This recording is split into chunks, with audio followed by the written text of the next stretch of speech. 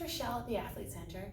This video is showing a controlled loaded kettlebell arm bar.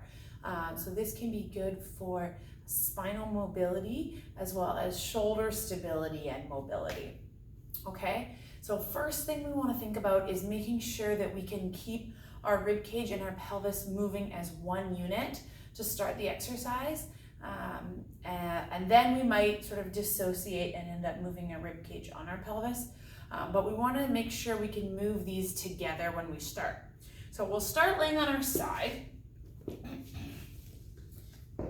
in what we call the fetal position. So I've got my weight on my right side, which means my right arm is going to be doing the work. Okay, so I'll go into the fetal position. My bottom hand is going to loop through the bottom of the kettlebell here. And then my top hand is going to come on top. All right, so I'll come onto my right side, loop my hand through the kettlebell, and then I'm pushing onto my back. So from here, this leg is going to stay here. This one is going to drop out to the side. Okay, so now I can have my knee drop to the floor to help me control. From here, I'm going to push straight up.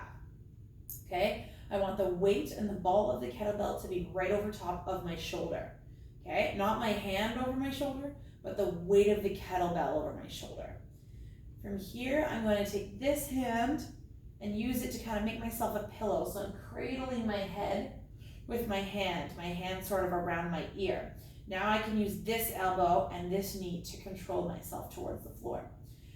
I'm going to drive through the ground with my right leg and move my pelvis, rib cage together as one unit as I roll onto my side.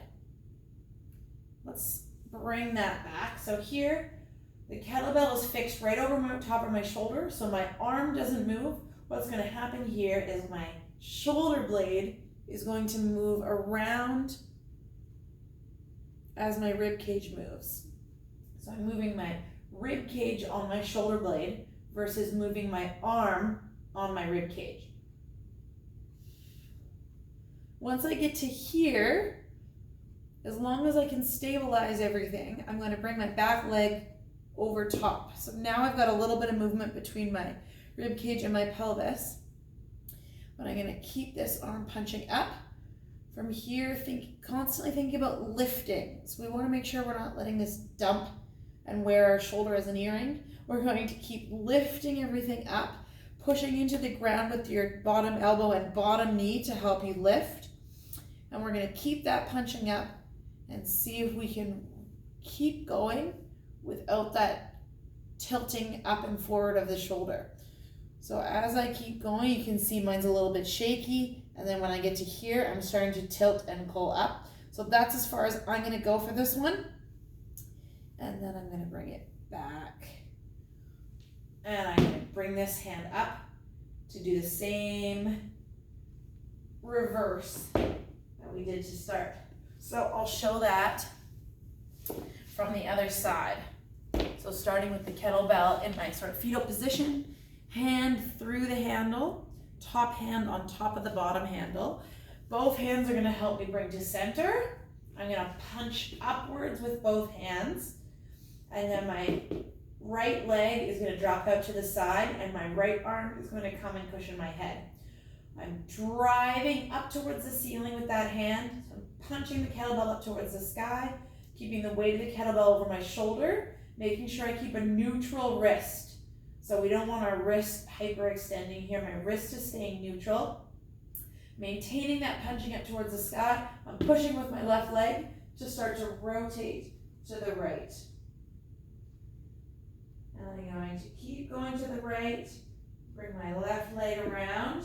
I'm going to keep going to the right until I start to feel a little bit of a rolling forward of my left shoulder. And for me, that's probably the end because now I'm starting to roll forward. And then I'm going to bring it back and then use both hands to bring it down and go back to fetal position. So that's the kettlebell arm bar. Everybody's going to be a little bit different range of motion wise. So maybe you only get your arm to here, or maybe you can keep going where your arm's here. But again, we're moving our rib cage on our shoulder versus moving our shoulder on our rib cage like we are in this position.